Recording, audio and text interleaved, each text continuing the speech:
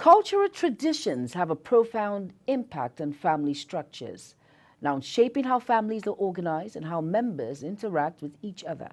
For instance, in many cultures, the roles of parents and the expectations placed on children are heavily influenced by long standing traditions. These traditions dictate not only the family hierarchy, but also the dynamics of relationships within the family.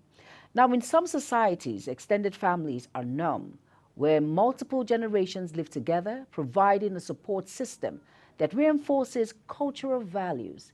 In contrast, other cultures may emphasize nuclear families, leading to different parenting styles and responsibilities. Additionally, cultural beliefs can influence parenting practices such as disciplinary methods, educational expectations, and the roles of mothers and fathers. Hello and welcome to Insight Today. I am Jumai Manson. With me, I am being joined by Mrs. Ifensimi Ijere. I hope I didn't murder her name. She's an evangelist and a family counselor. Don't go anywhere. The program continues shortly. Stay tuned.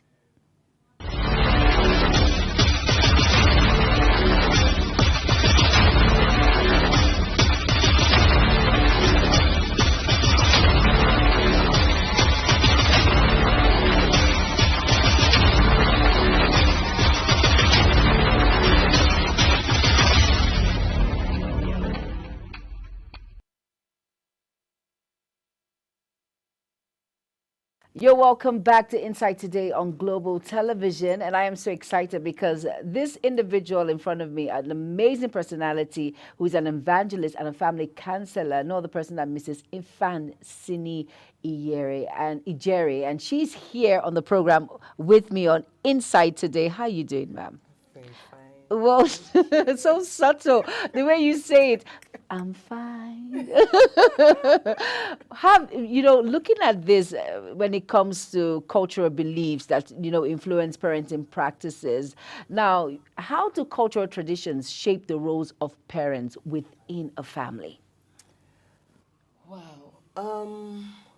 What comes to mind? I like giving vivid examples when we think about how we discipline children in Nigeria and how you discipline children in the other world. Yes, the third world country discipline, how we do our things here. And we can go screaming at a child, which they say is not good. We can go hitting at a child, which they say is not good. And over there, you have to talk to your child like a friend. You can't hit your child. No. It's not allowed. So looking at a family setting with that kind of belief, it goes a long way to how we get results and the emotional and mental effects. Each of these steps have to do with the child. So as a child, I know my mom always used to speak out at me. I won't say shout. I would rather say speak out because she's trying to get my attention. Exactly. Because now I'm a mother of 4 boys, and I won't say I want to shout at them. I just want to get their attention. So my voice is raised higher. Not like when I'm talking with them, Okay. So I'm trying to grab their attention to what I'm about to highlight. But in the other world, for a white child, that's trauma.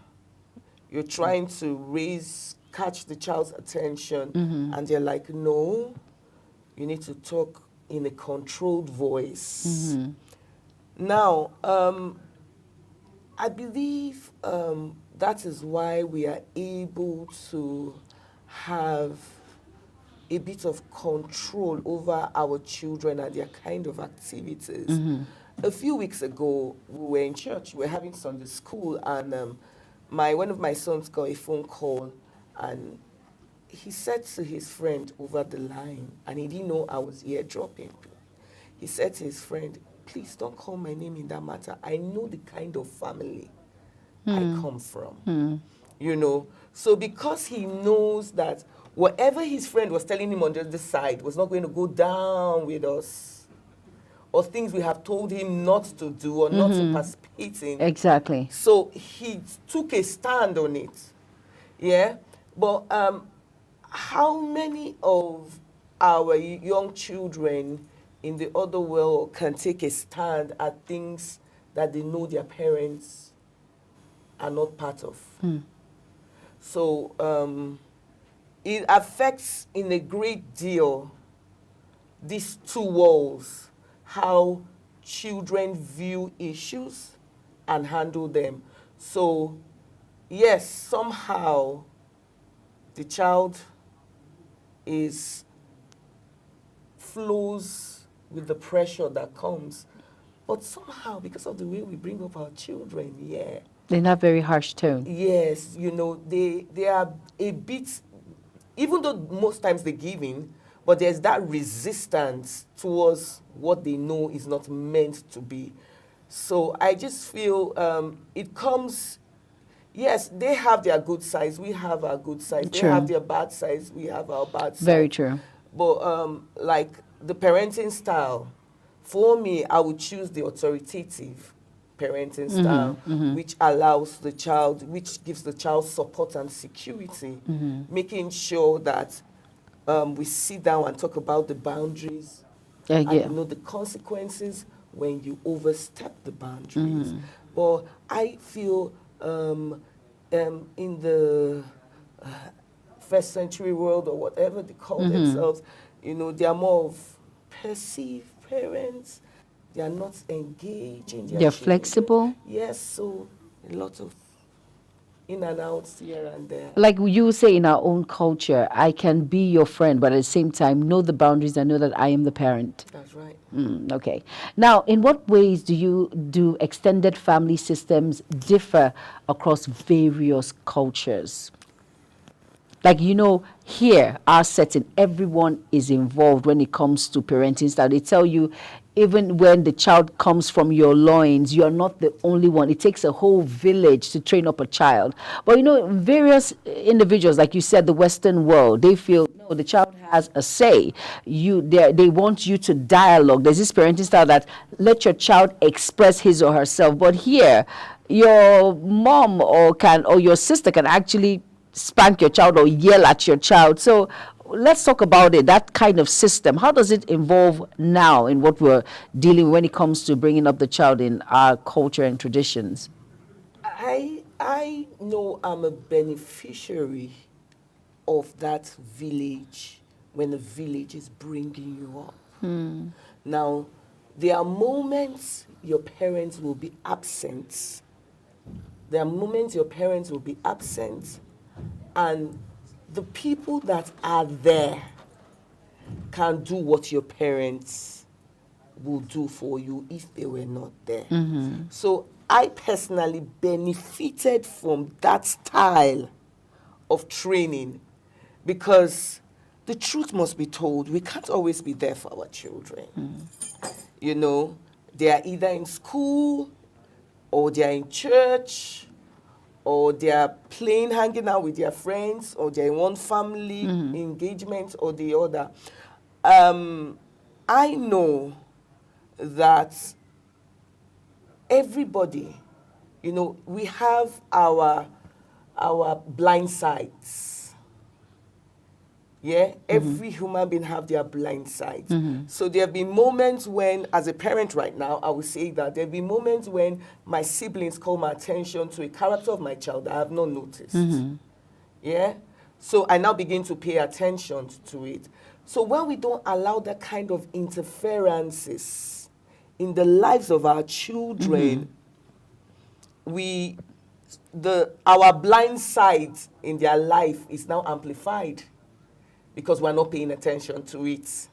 So that's don't talk to my child, don't speak to my child, it's my child. It's very traumatic. Yeah. I remember one incident we had a few times in church where teenagers come not properly dressed.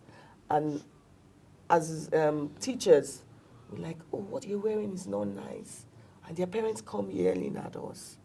But in our days, our teacher will send us back home, and our parents will drive us back home to change that outfit And spank you. and spank us. But I want to say something, not really.